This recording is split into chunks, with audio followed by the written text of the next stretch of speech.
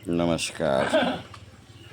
आज प्रातःकाल जब मैं आपके साथ बैठा हूँ तो सोचता हूँ जो एक विषय रख दूँ, अलंकार शास्त्र,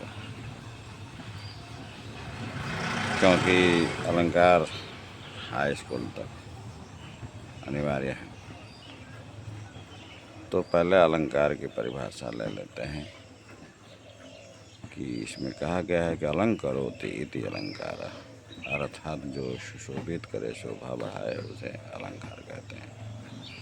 इसके लिए उदाहरण देना जरूरी रहेगा कि जिस प्रकार से कोई सामान्य युवती को भी अच्छे वस्त्र, अलंकार इत्यादि पहना दिए जाए तो सामान्य से वो विशेष जाती है, उसकी सुंदरता बढ़ जाती है। उसी प्रकार से साहित्य में अलंकार के प्रयोग से साहित्य में सुंदरता आ जाती है। अलंकार के 3 प्रकार बताए गए हैं: शब्दालंकार, अर्थालंकार और उभयालंकार।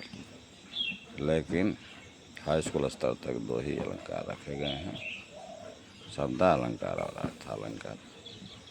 इसलिए मैं इन्हीं 2 पर प्रकाश डालूंगा। पहला है शब्दालंकार, कि जब साहित्य में दोहे, चौपाई या किसी प्रकार के छंद में प्रयोग किए गए शब्दों के कारण से सुंदरता बढ़ती है, उसे शब्दालंकार कहते हैं। और शब्दालंकार के 3 भेद बताए गए हैं। पहला है अनुप्रास अलंकार, दूसरा है यमक अलंकार और तीसरा श्लेष अलंकार। अनुप्रास उसे कहते हैं जहाँ, इसकी परिभाषा ऐसे है कि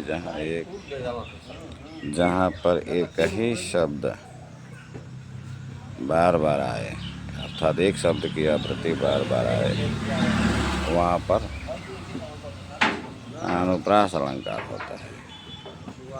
जैसे उदाहरण दे सकता हूँ कि तरनी तनुजा तट तमाल तरवर बहुचाए, तो ये अनुप्रास अलंकार का उदाहरण है। और दूसरा भेद है यमक अलंकार। यमक अलंकार में एक शब्द की आवृत्ति, जब एक ही शब्द की आवृत्ति बार बार हो और प्रसंग बस उसके अर्थ अलग अलग होते जाएं, उसे यमक अलंकार कहते हैं। यमक अलंकार के उदाहरण है कि हरि बोला, हरि ने सुना, हरि गए हरि के पास, वे हरि तो हरि में गए, हरि भय बहुत उदास है। इसका अर्थ है कि एक अर्थ है हरि माने मेढक, वह जब बोला तो हरि ने सुना, सर्प ने उसकी आवाज़ सुन ली, वे हरि तो हरि में गए।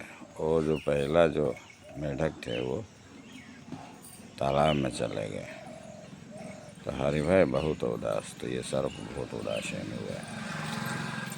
तो ये एक उदाहरण है। और भी उदाहरण है कि कनक कनक ते 100 गुने, मादकता अधिकाय, या खाए बवराए जग, वाह पाए बवराए। और तीसरा जो है श्लेष अलंकार। श्लेष मन ही अर्थ होता है चिपका हुआ। तो इसकी परिभाषा ऐसे हुई कि जहाँ पर एक ही शब्द आए लेकिन प्रसंग बस उनके अलग अलग अर्थ निकलते चले जाएं, एक ही से। जैसे कि चरण धरत चिंता करत, चितवत चारिहि ओर, अशोभरन को खोजत फिरत, कवि बेविचारी चोर। अर्थात सुवर्ण एक बार आया है लेकिन उसके अर्थ हो जाते हैं, कवि के अर्थ में सुंदर वर्ण हो जाते हैं, व्यभिचारी के अर्थ में सुंदरता, लावण्य, रूप, और चोर के अर्थ में सुवर्ण माने सोना अर्थ हो जाता है। तो इस तरीक़े से शब्दालंकार के भेद मैंने समझाया। अर्थालंकार को पुनः हम अगले एपिसोड में दिखाने की कोशिश करेंगे। मैं समझता हूँ आज आपके ज्ञान वर्धन के लिए इतना पर्याप्त है। धन्यवाद।